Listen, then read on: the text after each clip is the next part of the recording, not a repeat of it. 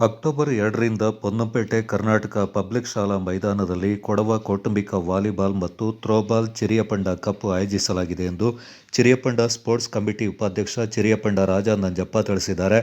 October 5ರವರೆಗೆ ನಡೆಯಲಿರುವ ಟೂರ್ನಿಯಲ್ಲಿ ಕೊಡವ ಜನಾಂಗದ ಆಟಗಾರರು ಪಾಲ್ಗೊಳ್ಳಲಿದ್ದಾರೆ. 2ನೇ ವರ್ಷದ ಪುರುಷರ ವಾಲಿಬಾಲ್ ಮತ್ತು ಮಹಿಳೆಯರಿಗೆ ಥ್ರೋಬಾಲ್ ಟೂರ್ನಿ ನಡೆಯಲಿದೆ ಎಂದು ಸುದ್ದಿಗೋಷ್ಠಿಯಲ್ಲಿ ತಿಳಿಸಿದರು. ಪುರುಷರ 6 ಜನರ ತಂಡ ವಾಲಿಬಾಲ್ನಲ್ಲಿ ಪಾಲ್ಗೊಳ್ಳಬಹುದಾಗಿದೆ. ಥ್ರೋಬಾಲ್ನಲ್ಲಿ 7 ಜನರು ಪಾಲ್ಗೊಳ್ಳಬಹುದೆಂದರು. ವಾಲಿಬಾಲ್ ಆಟಕ್ಕೆ ಹೆಚ್ಚು ಪ್ರೋತ್ಸಾಹ ಸಿಗ್ತಾ ಇದೆ. ಈ ನಿಟ್ಟಿನಲ್ಲಿ 2ನೇ ವರ್ಷದ ಟೂರ್ನಿಯಲ್ಲಿ ಚಿರಿಯಪಂಡ ಕುಟುಂಬ ಆಯೋಜನೆ ಮಾಡ್ತಾ ಇದೆ ಎಂದು ತಿಳಿಸಿದರು. ನಮಗೆ ಪೊನ್ನಂಪೇಟೆ ಜೂನಿಯರ್ ಕಾಲೇಜಿನ ಗ್ರೌಂಡ್ ಅನ್ನು ಅಕ್ಟೋಬರ್ 2, 3, 4, 5 ಜನರನ್ನು ಗುರುತು ಮಾಡಿ ಗ್ರೌಂಡ್ ಫೀಸ್ಗೆ ರೆಡಿ ಮಾಡ್ತಾ ಇದ್ವಿ. ಅದೇ ರೀತಿ ನಾವು ವಾಲಿಬಾಲ್ ಜೆಂಟ್ಸ್ ಅದು 2 ಗ್ರೌಂಡ್ ಫೀಸ್, ಲೇಡೀಸ್ಗೆ ಥ್ರೋಬಾಲ್ ಈ ವರ್ಷ ಹೊಸದಾಗಿ ಚಿರಿಯಪಂಡ ಫ್ಯಾಮಿಲಿ ಸ್ಟಾರ್ಟ್ ಮಾಡ್ತಾ ಇರೋದು. ಅದರಿಂದ ಹೊಸದಾಗಿ ಮಾಡ್ತಾ ಇದ್ವಿ. ಅದಕ್ಕೆ ಗ್ರೌಂಡ್ ಫೀಸ್ 1,000 ನಿಗದಿಪಡಿಸಿದ್ದೇವೆ. ಹಾಗೆ ನಮ್ಮ ಮುಂದೆ ನಾವು ನಿಮ್ಮ ಹತ್ರ ಬರ್ತೇವೆ, ಮಾಧ್ಯಮದ ಹತ್ರ ನಾವು ಮುಂದಿನ ಕಾರ್ಯಚಟುವಟಿಕೆಯನ್ನು ಆಮೇಲೆ ಬರ್ತಾ ಬ್ರೇಕ್ ಮಾಡ್ತಾ ಹೋಗ್ತೀವಿ.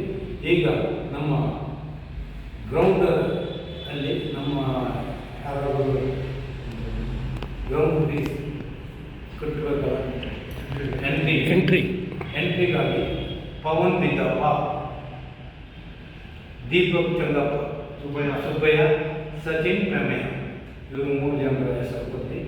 ಕಾರ್ಯದರ್ಶಿ ಪವನ್ ಬಿದ್ದಪ್ಪ ಮಾತನಾಡಿ, ಮಹಿಳೆಯರಿಗೆ ಕ್ರೀಡೆಯಲ್ಲಿ ಪ್ರೋತ್ಸಾಹ ನೀಡಲು ಥ್ರೋಬಾಲ್ ಟೂರ್ನಿಯಿಂದ ವಾಲಿಬಾಲ್ ಆಟದ ಸಮಯದಲ್ಲಿಯೇ ನಡೆಸಲಾಗ್ತಾ ಇದೆ. ಈಗಾಗಲೇ ಹಾಕಿಯಲ್ಲಿ ಸಾಕಷ್ಟು ಮಹಿಳೆಯರು ಸಾಧನೆ ತೋರಿದ್ದಾರೆ. ಕ್ರಿಕೆಟ್ನಲ್ಲಿ ಪ್ರತ್ಯೇಕ ಮಹಿಳಾ ಕಪ್ ನಡೆಸಲಾಗ್ತಾ ಇದೆ. ಇದರಿಂದಾಗಿ ಚಿರಿಯಪಂಡ ಕುಟುಂಬ ವಿಶೇಷ ಚಿಂತನೆ ನಡೆಸಿ ಮಹಿಳೆಯರಿಗೆ ಪ್ರೋತ್ಸಾಹ ನೀಡಲಾಗ್ತಾ ಇದೆ ಎಂದರು. ಅಕ್ಟೋಬರ್ 2, 3, 4 ಟೂರ್ನಮೆಂಟ್ ರಚನೆ ಮಾಡಿದ್ದೇವೆ. ಆ ಸಮಯದಲ್ಲಿ ಎಲ್ಲ ಆ ಕಾಲೇಜುಗಳಿಗೆ ರಜೆಯೂ ಇರ್ತದೆ. ಆದ್ದರಿಂದ ನಮ್ಮ ಕೊಡವ ಫ್ಯಾಮಿಲಿ ಏನು ಕಮ್ಮಿ ಇದ್ದರೂ 300ಕ್ಕೆ ಕಮ್ಮಿ ಫ್ಯಾಮಿಲಿ ಮೇಲೆ ಜಾಸ್ತಿ ನಾವು ಗೋಷ್ಠಿಯಲ್ಲಿ ಚಿರಿಯಪಂಡ ಕುಟುಂಬದ ಅಧ್ಯಕ್ಷ ಉಮೇಶ್ ಉತ್ತಪ್ಪ, ಉಪಾಧ್ಯಕ್ಷ ಸುಧಾ ಚಂಗಪ್ಪ, ಸ್ಪೋರ್ಟ್ಸ್ ಕಮಿಟಿ ಅಧ್ಯಕ್ಷ ರಾಕೇಶ್ ಪೋಯ್ಯ, ಟೂರ್ನಿ ನಿರ್ದೇಶಕ ದೀಪಕ್ ಸುಬ್ಬಯ್ಯ ಪಾಲ್ಗೊಂಡಿದ್ದರು.